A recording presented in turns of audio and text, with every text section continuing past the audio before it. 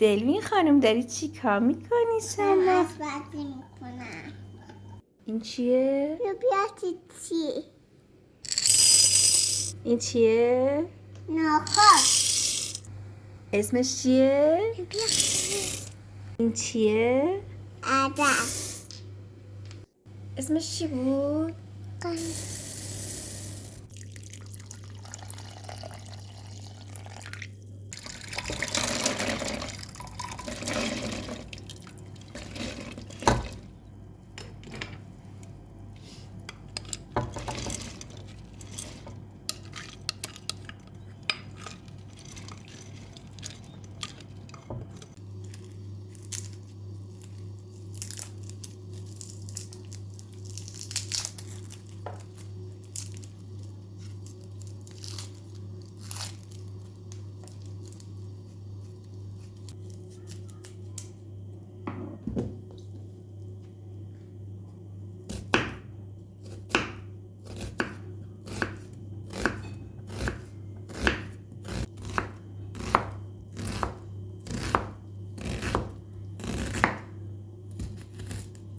روغن.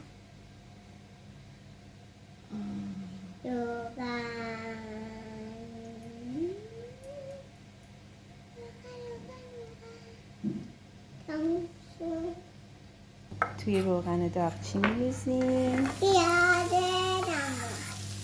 پیاز میریزیم. این هم پیاز. چیکار میکنم؟ حبوبات رو میریزم کجا؟ اینجا میریزیم. توی غذا ساز میریزم. درسته؟ اینو بذارم اینجا. غذا ساز رو بذارم اینجا. خب خودم اینجور کردم. اینو یکم بیارم بالاتر. بیایش بالاتر؟ آره. یکم بیاد بالاتر. نه دیگه بس. خب اینو بذارم روی این. درسته؟ آفرین. بعد اینو بذارم روش و جا بندازمش. آره. این طرف. خب دلی چیکار میکنم؟ میریزم حبوبات نبات.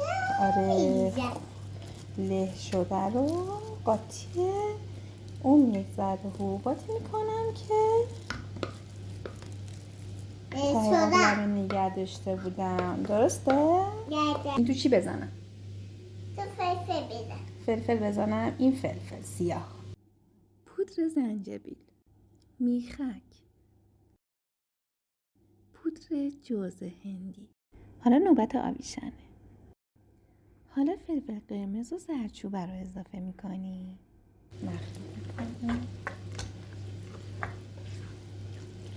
میکنیم و میذاریم دوباره بجوشه. نمک رو هم اضافه میکنیم. بسه؟ بذار پرش کنم. باشه؟ روی غذامون چی بریزم؟ قیمه. آفرین. یه خورده قیمه روش میریزم. به به چه غذای لذیذی.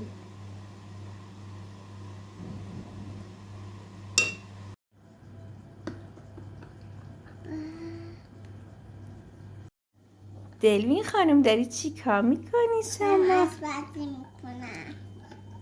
به به به دوربینم نگاه کن ببینم. وای خانوم